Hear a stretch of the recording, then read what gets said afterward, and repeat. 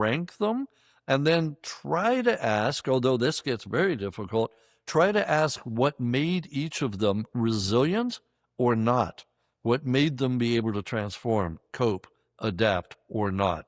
And that's where it gets down into the nitty-gritty and the weeds, and is kind of a, yeah, we might say that, but it's going to be hypothetical. But I think it's worth exploring because, again, I think that's where we have lessons that might still be viable for us today. One of the things that we see in the aftermath of the collapse is basically a new world order. As each of the societies does or does not deal well in the aftermath, we can see new political systems popping up, for example.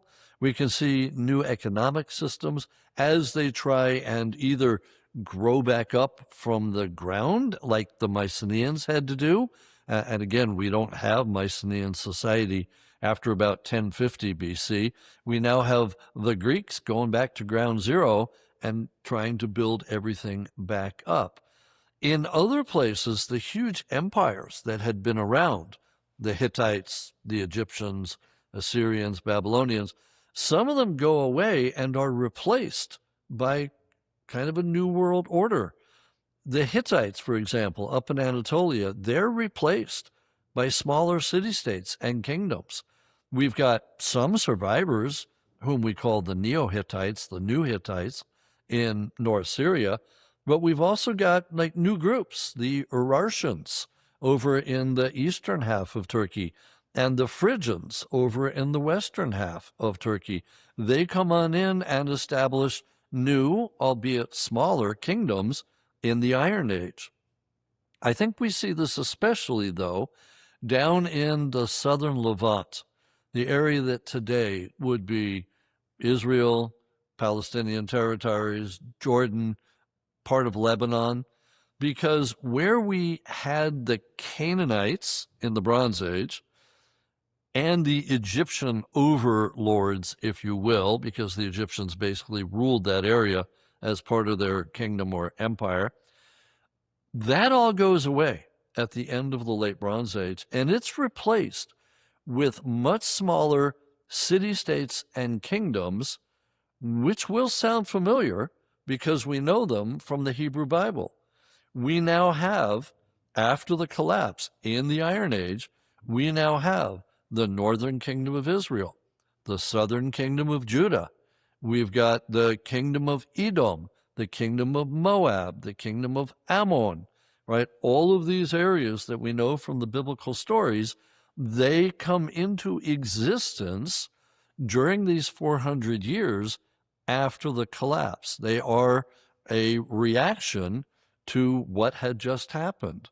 And in fact, some scholars have suggested that maybe that's more the natural order of things, to have smaller city-states and smaller kingdoms, and that the empires of the late Bronze Age were, as one person has put it, a failed experiment, that they tried and it didn't work all that well. I think I would disagree with that. I mean, that system survived for 500 years. I think that was pretty good, but it has no place now in the aftermath, and we get all of these smaller city-states that are now flourishing. On the other hand, again, it's not all that cut and dried, because what about the Assyrians and the Babylonians over in Mesopotamia? They're still there. They're now called the Neo-Assyrians and the Neo-Babylonians, the new ones, but they have survived the collapse pretty much intact.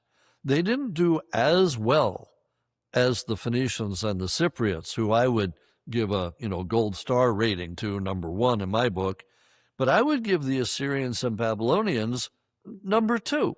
They adapted. They almost kind of sort of transformed, but at least adapted. They've still got their government. They've still got writing. They're still writing. They've still got their religion. They've still got the king and all the government and all that. Still got the economy. It's just things have changed slightly. And in fact, one of the things I think changed, and I explore this in the sequel after 1177 BC, is that they've lost their trading partners because that globalized network has broken down, and some of the people with whom they'd been interacting are now basically gone. Like, they can't interact with the Hittites anymore because they're not there. There's no big Hittite king. Instead, what the Neo-Assyrians do, after it took them a little while to come back also, they do have drought there for a while, but when they bounce back by the 10th and certainly by the 9th century BC, like halfway through the Iron Age, the Neo-Assyrians take over pretty much the entire ancient Near East.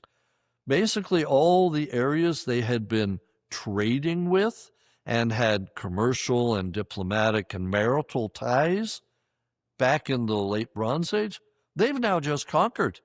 It's now part of the Neo-Assyrian Empire that stretches all the way to the Mediterranean Sea and down to Egypt, in fact, at one point. So we see things change, and we do now see empires growing again, but for a different reason. The Neo-Assyrians are now taking what they need rather than trading for it. And this is when we also begin to see the rise and fall of civilizations. I mean, in Hamilton, it talks about oceans rise, empires fall. And that's basically what we've got here. Because, yes, the Neo-Assyrians rise up and they're dominant for a while, but then they go down and collapse. And the Neo-Babylonians take over for a while, and then they collapse in turn, and we're off and running with the Persians, and then the Greeks, and then the Romans, and, follow us up until today. But that's in part why I would again argue that the collapse of the late Bronze Age is so important, and what happened after the collapse of the Bronze Age is perhaps even more important, because it shows what happens if you are or not resilient, but it also set us on the path for what we've got today in the Western world. That is where everything comes from that we've got. I mean, yes, you can look back to Mesopotamia and Egypt and all that for some of the things that we've still got today, but, out of the collapse of the late Bronze Age is going to come Greece, archaic and classical Greece, with the invention of democracy and so on. So we're going to be on I wouldn't call it a straight path, but we can trace ourselves back to what happened 3,000 years ago to what we've got today. If we're ranking these societies as to how well they did in the aftermath of the collapse, I would put the Cypriots and the Phoenicians in the top category. They not only transform, but they're actually anti-fragile. Now, this is a phrase that Nicholas Nassim Taleb has used. In fact, it's the title of one of his books.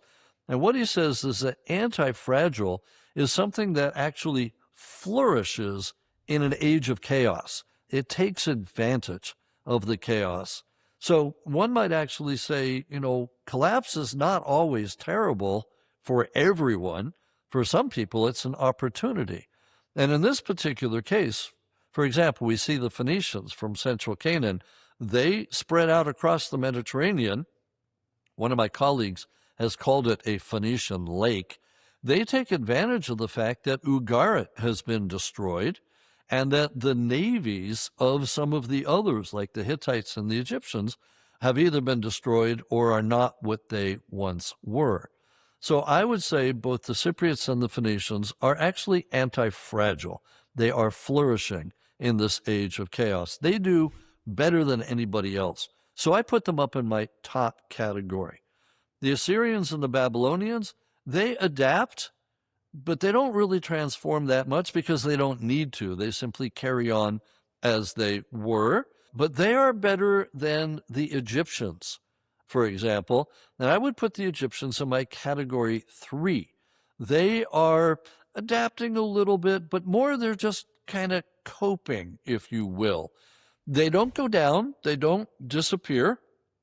And in fact, that was one thing that I kind of changed from book 1 to book 2. And the end of book 1, I was like, ooh, Egypt is the only one that really survived. And then book 2, I'm a bit more nuanced and like, no, actually, there are others that survived better than Egypt.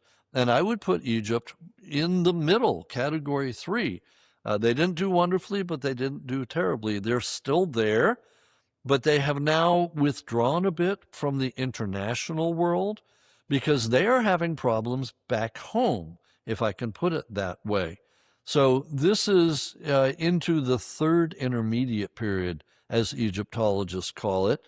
And at one point, we've got not just one, not just two, but three, and sometimes even four people all saying that they are the Pharaoh of Egypt at the same time, but in different areas of Egypt.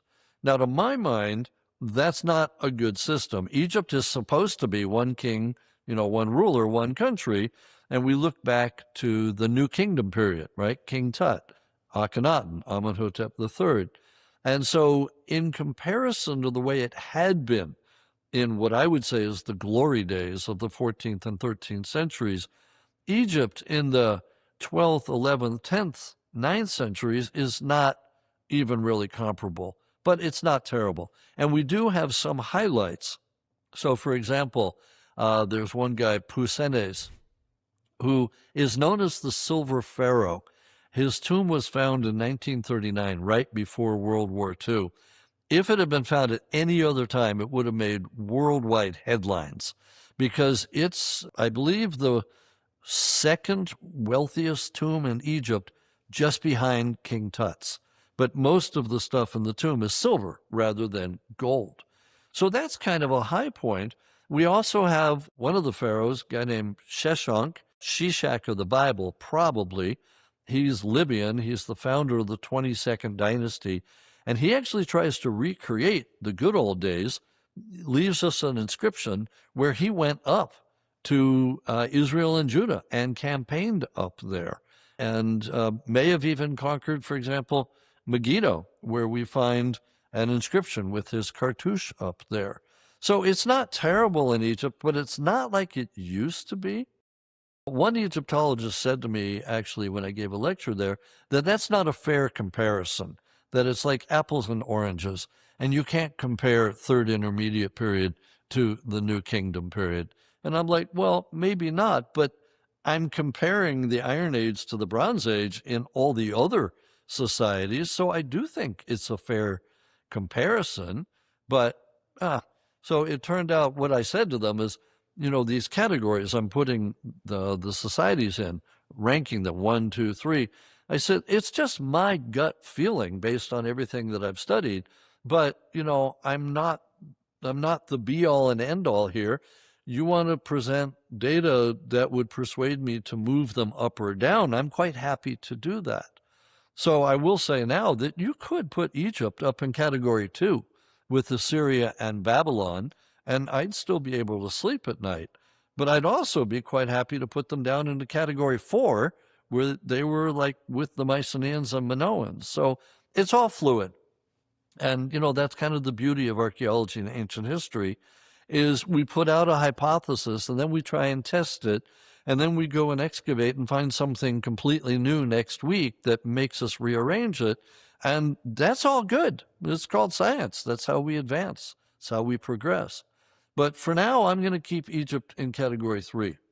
Category 4, as I've just mentioned, is Minoans and Mycenaeans. They are just barely coping. They're not adapting. They're just coping.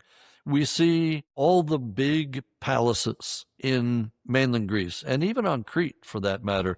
Mycenae, Tiryns, Pylos, or Orchomenos, Knossos, they either are burned, invaded, internal rebellion, earthquake, you name it, they're all basically abandoned. And with them goes the writing system, Linear B, which we now know is an early form of Greek, that ceases to be used by about 1050 BC because it was only being used by the scribes in the palaces to create inventories. What came into the palace, what went out of the palace, though surprisingly, they never mention overseas. The Linear B never mentions contacts with Egypt or the Hittites, whatever. It's a big problem because I know from the archaeology that they are in contact. At any rate, what we would have called the Mycenaeans and the Minoans, it comes crashing down. And as I've mentioned, they had to rebuild from the ground up. They do it successfully, but it takes quite a while. And that's why I end after 1177 BC with 776 BC, which is the first Olympics. And by that point, everything in Greece is back up and running. And we're very quickly going to get them using the new Greek alphabet. We're going to get Homer, we're going to get Hesiod, we'll get Sappho, we'll get the archaic poets, and Greece is off to the races. But it has taken 400 years. So I put them in my category 4 because they did just about as badly as you could possibly do and still survive. And then the last category, that's the Hittites. Don't be a Hittite. The Hittites do not do well at all, in part because they've already got internal problems. We know that there was a schism in the royal family and that one part moved. We also know that the Hittite capital city, Hattusas, was actually already abandoned before the end came, and that it was only partially destroyed afterward, and probably from people that otherwise had nothing to do with anything, the Kashka from the northwest that had already destroyed Hattusas a couple hundred years earlier, they came back.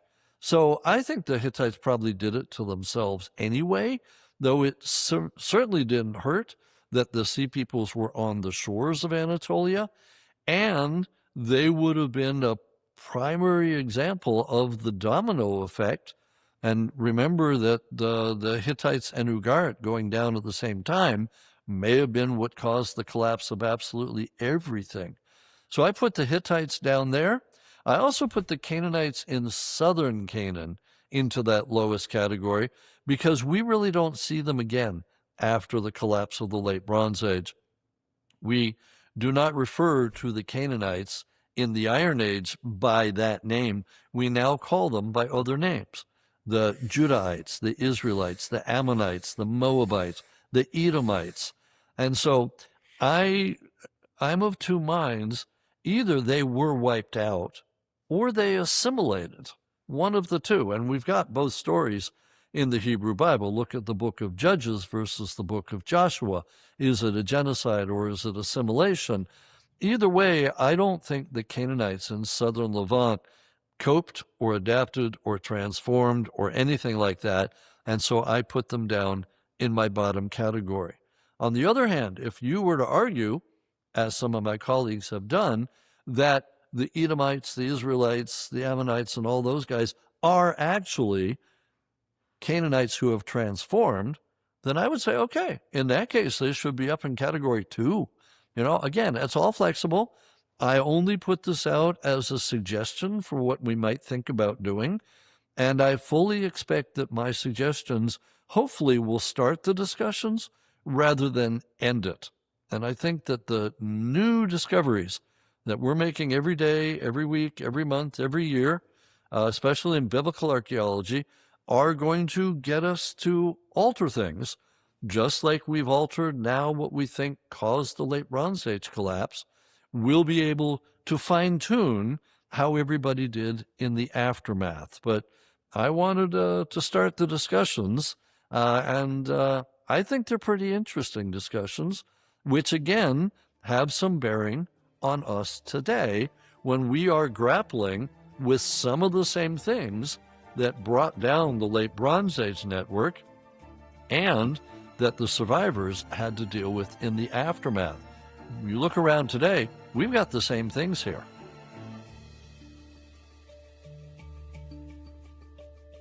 Want to support the channel? Join the Big Think members community where you get access to videos early, ad-free.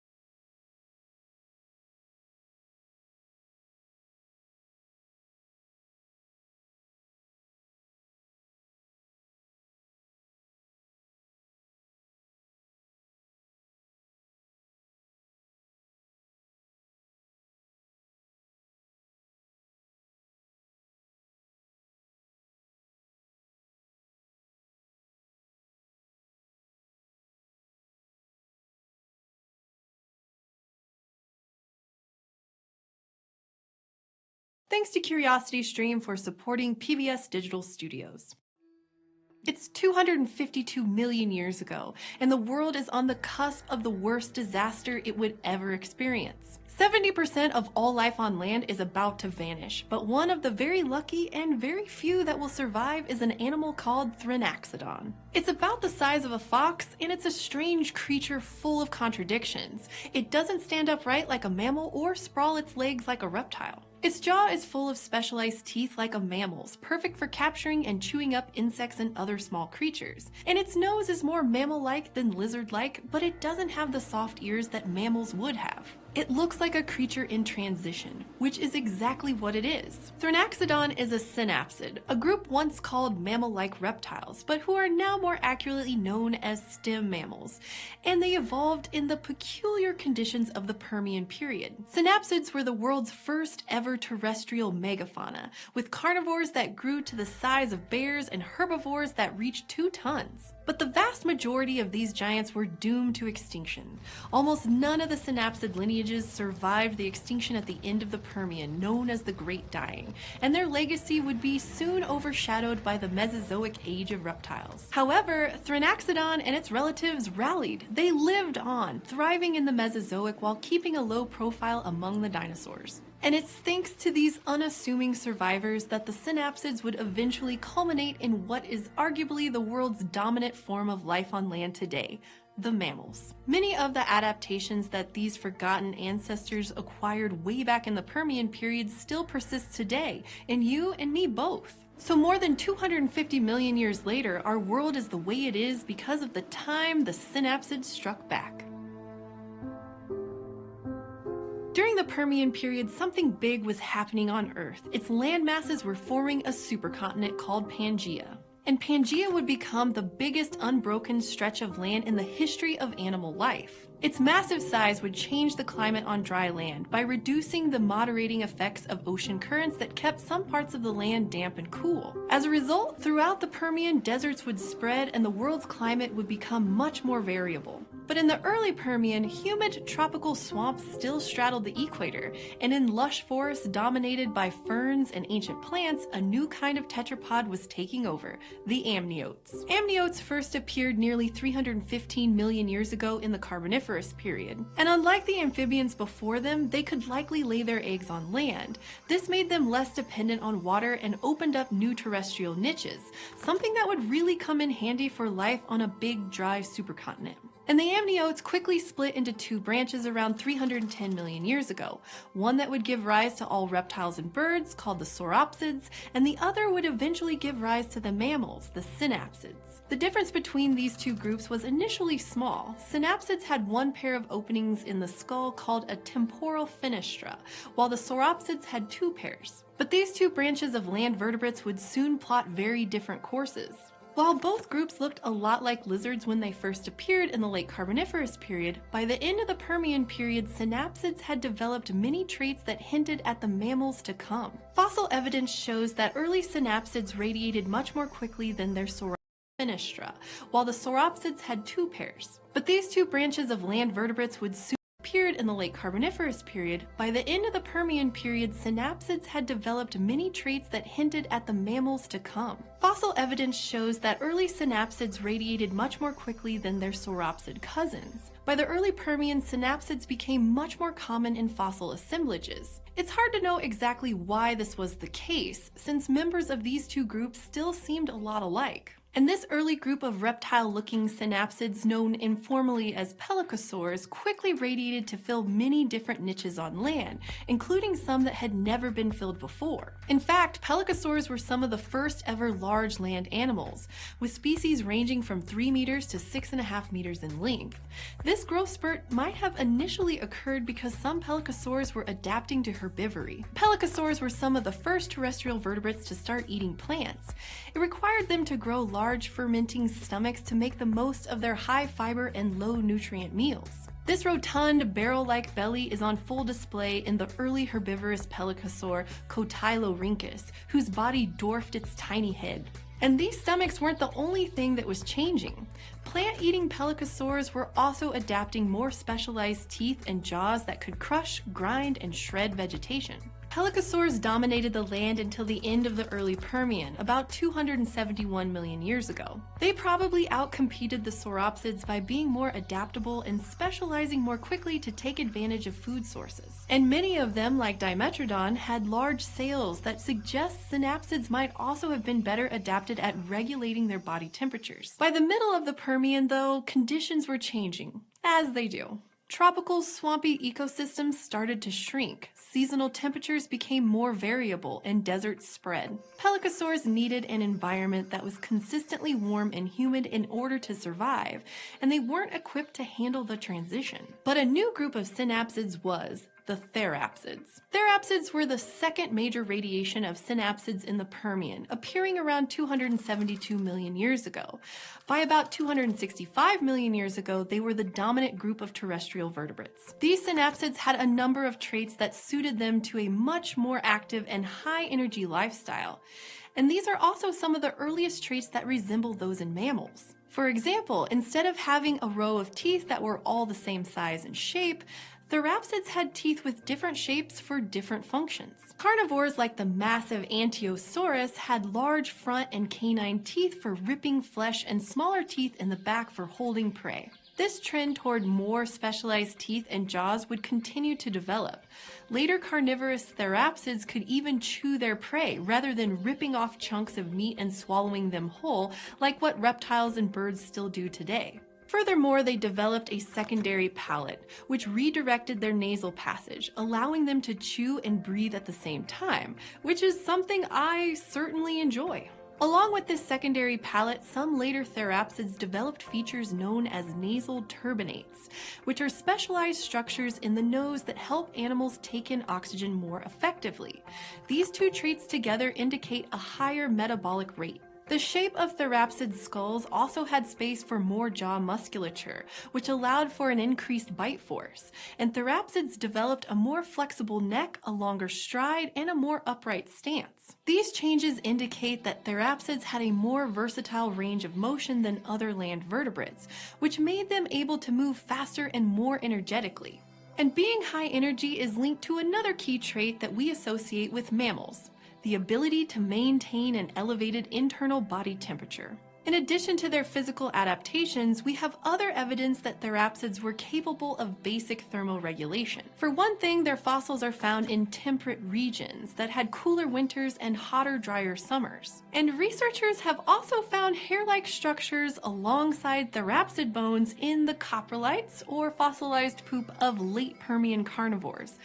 This indicates that at least some late therapsids might have had hair, a key adaptation for insulation to maintain body temperature. And all of these traits show up in one particular group of therapsids, one that's of special interest to us mammals, the cynodonts.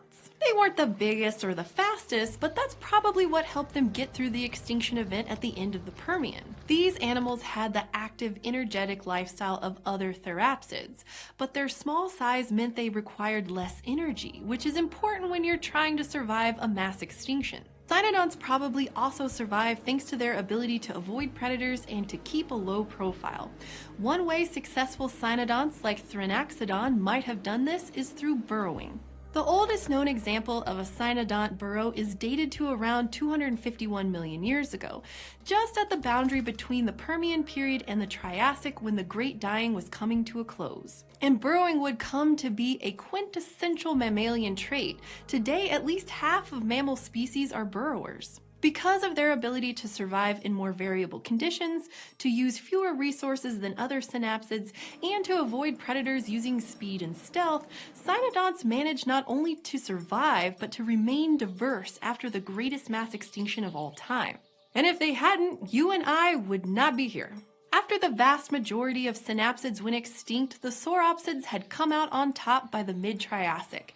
The age of reptiles had begun. Meanwhile, the descendants of those little cynodonts persisted through the entire Mesozoic era, hiding in the dinosaur shadows. So to this day, the legacy of those very first terrestrial ecosystems and the forgotten age of the synapsids lives on in today's mammals, including us. You, for example, have one pair of temporal fenestra in your skull because you, my friend, are a synapsid. You also have hair, specialized teeth, and nasal turbinates like some of our distant cousins, the later therapsids, had. And our closest synapsid relatives, the cynodonts, had these traits too, as well as the ability to regulate body temperature and a knack for burrowing, which you may or may not do. I don't know how you spend your free time. So you may not see the family resemblance between yourself and little Thrinaxodon, but those features still connect you to that long-forgotten animal even after more than 250 million years. Thank you to CuriosityStream for supporting PBS Digital Studios. CuriosityStream is a subscription streaming service that offers documentaries and non-fiction titles.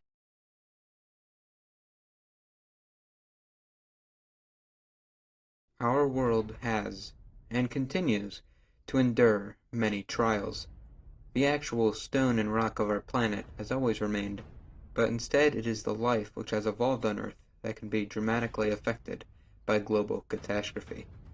Yet still, life has always endured, and its flame has never fully been put out. But at one time, hundreds of millions of years ago, it nearly did. More than any other point in the Earth's history, the greatest percentage of complex life died out during this time. Today we can find evidence of this apocalypse in the distant Siberian traps, evidence of the Permian mass extinction, the moment 200 million years of evolution was nearly wiped off the planet.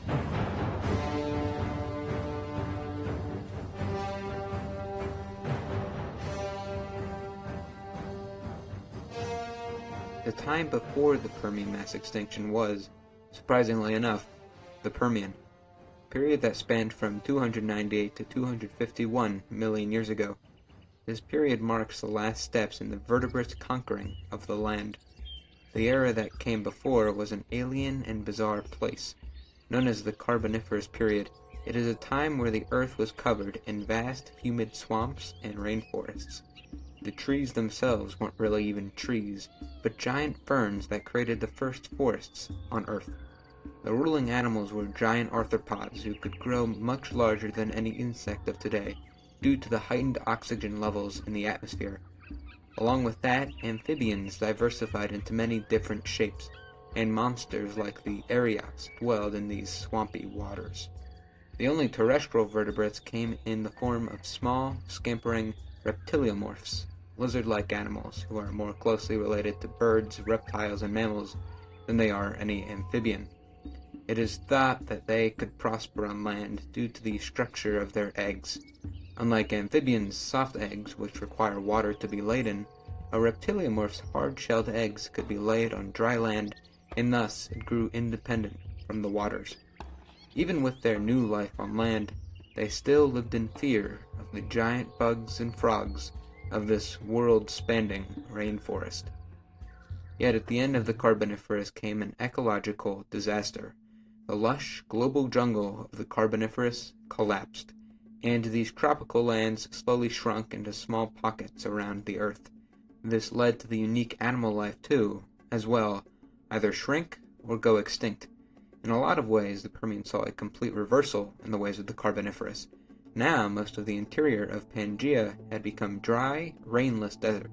In this new land, the Reptiliomorpha, with their land-loving eggs, who had once laid low, now became the most adaptable to this arid place, and diversified into many unique animals. On land, the reptiliomorphs diverged into two general groups, synapsids and diapsids.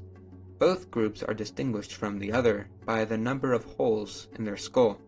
Behind the eyes, diapsids have 2, while synapsids only have 1. Although this is a rather simplistic difference, the two families would differ greatly. Diapsids, or sauropsids, became the ancestor of all modern reptiles, and synapsids are the ancestor of all mammals. During the Permian, they still remained somewhat reptilian, and thus have garnered the name mammal-like reptile. But really they are more closely related to mammals than any reptile, although not really being mammals completely either. I propose the name reptile-like mammal-like reptile mammals, but for now let's just shorten it to synapsids. Oddly enough, Although prehistoric times are usually associated with the rule of the reptile, the true diapsid reptiles remained in the shadow of the synapsids, who evolved into many dominating forms during the Permian. Of these early synapsids, maybe the most recognizable are the informal group Pelycosaur, known for their sailbacks. It is believed these creatures fared so well during the early Permian because their large sails could help them better maintain their heat in an ecosystem whose temperature fluctuated from freezing cold to blistering hot. By the Middle Permian, these were mostly replaced by Dinocephalians, a name which insultingly means terrible heads. They were a diverse group of synapsids who evolved into large, bulky herbivores and carnivores, some weighing 2 metric tons. They get their name from their many different skull shapes. Some, like the famous Moschops, had large, strong heads they presumably used to headbutt one another, while others, like Astemanasuchus, had a skull adorned with many bizarre structures. In the late Permian, these were once more overturned by other groups of synapsids. Of these, the most well-known are the carnivorous Gorgonopsids, who in many ways mirror the much younger saber-toothed cats of Cenozoic times. Even more peculiar was evidence of hair on these animals, making these 300-million-year-old creatures much more mammalian than we once believed. Along with the Gorgonopsids were the herbivorous Dicynodonts, which were small, tusked creatures.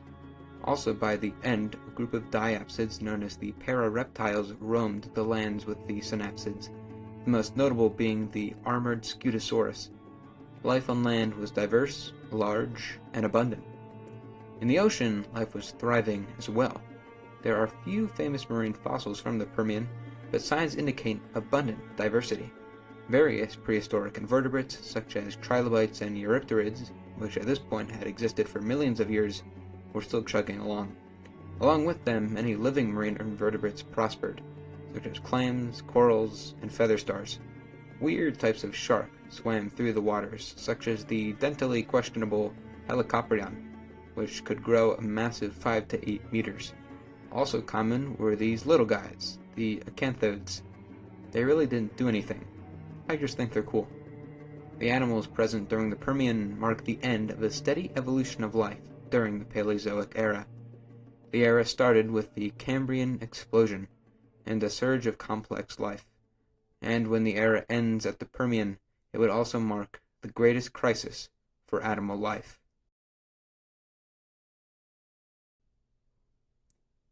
Unlike what you may expect, the Permian extinction, which began some 252 million years ago, was not one massive apocalypse caused by a single, quick event. Instead, many smaller problems all caused the perfect disaster for natural life. For instance, it appears that life was still recovering from an earlier extinction event, the poorly understood Capetanian extinction, which occurred only 8 million years prior.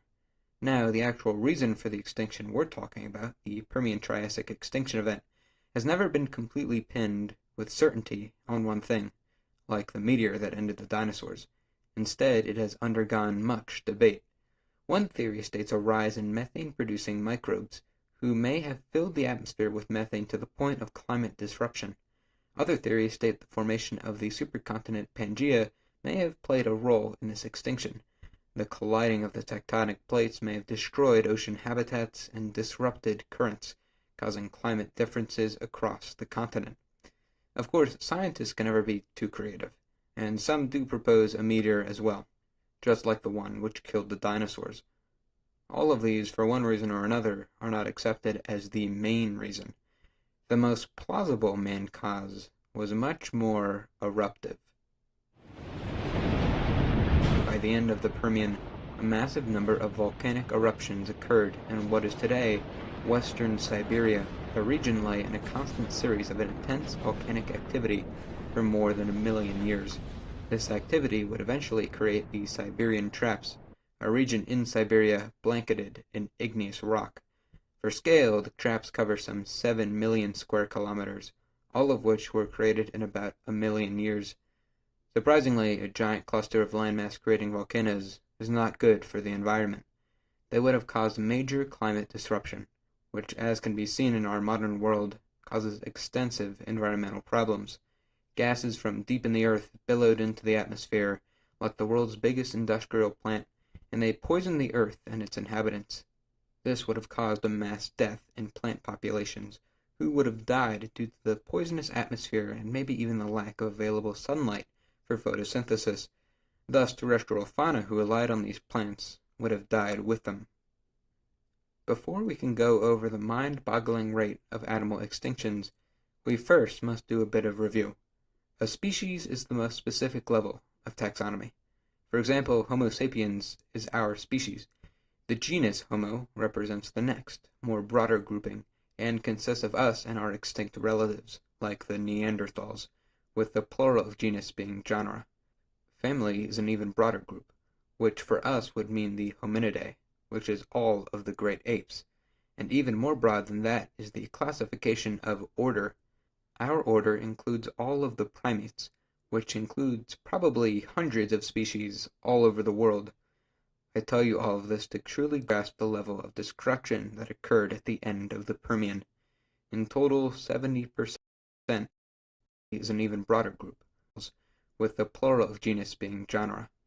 Family is an even broader group, which for us would mean the Hominidae, which is all of the great apes. And even more broad than that is the classification of order. Our order includes all of the primates, which includes probably hundreds of species all over the world. I tell you all of this to truly grasp the level of destruction that occurred at the end of the Permian. In total, 70% of land vertebrate species were wiped out. These include all of the genera of large carnivorous gorgonopsids, as well as their large prey, the parareptiles. Other groups of vertebrates, such as the giant amphibians, were not completely erased, but their numbers decreased drastically to the point of near extinction. All in all, it took vertebrates some 30 million years to recover. Insects were also severely affected, with the Permian representing the largest extinction event for them, with many orders of insects going completely extinct.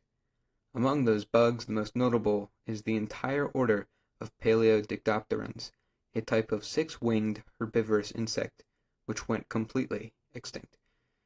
But the damage does not stop there, because plants absorb carbon dioxide and therefore regulate the climate. Their extinction further exaggerated the worsening climate problem. With the climate destabilizing, it was the oceans which took the brunt of the damage during this period of extinction. The changing climate had depleted the oxygen levels within the ocean, causing what is known as anoxia. In case you don't know, although water is just water, it can have different levels of oxidation, and marine life depends on steady oxygen levels to be able to breathe. Thus, this drastic lack of oxygen in the oceans caused widespread problems. Worsening the seas was the surplus of now unabsorbed carbon dioxide, which instead went into the ocean. Unhealthy CO2 levels in the ocean causes its pH level to rise, which creates ocean acidification, the same thing which in modern times bleaches and kills off coral reefs. Ocean life is much more susceptible to being harmed by oxygen and carbon changes, especially those with hard calcium bones, who easily fall victim to this acidification. It is because of this that this global ocean disaster hit marine life even harder than their land brethren, with about 96% of all marine life going extinct and 81% of marine animal genera vanishing. All marine life was heavily affected. The brachiopods, gastropods, anthozoans, crinoids, and ammonites all experienced a percentage of extinct genera over 95%. Of the animal groups which went completely extinct, the entire order of the Eurypterid sea scorpions, an order of ammonites known as goniatites, multiple orders of corals, the order of clam-like orchids, the order of the sand dollar-like blastoids, and the Acanthodian class of fish. Maybe most notably, of the marine life who died out, the vast group of arthropods known as the trilobites, which had crawled the ocean floor since the Cambrian period, were finally wiped off the face of the earth. All in all, the Permian mass extinction killed off roughly 60% of all biological families, 80% of the genera, and 90% of the species on Earth. The extinction's length seemed to have varied, For instance, it might have lasted 1 million years on land, and only a fifth of that time in the oceans. But either way, it was a slow burn. For generations after generations, life on Earth slowly was poisoned, starved, and suffocated.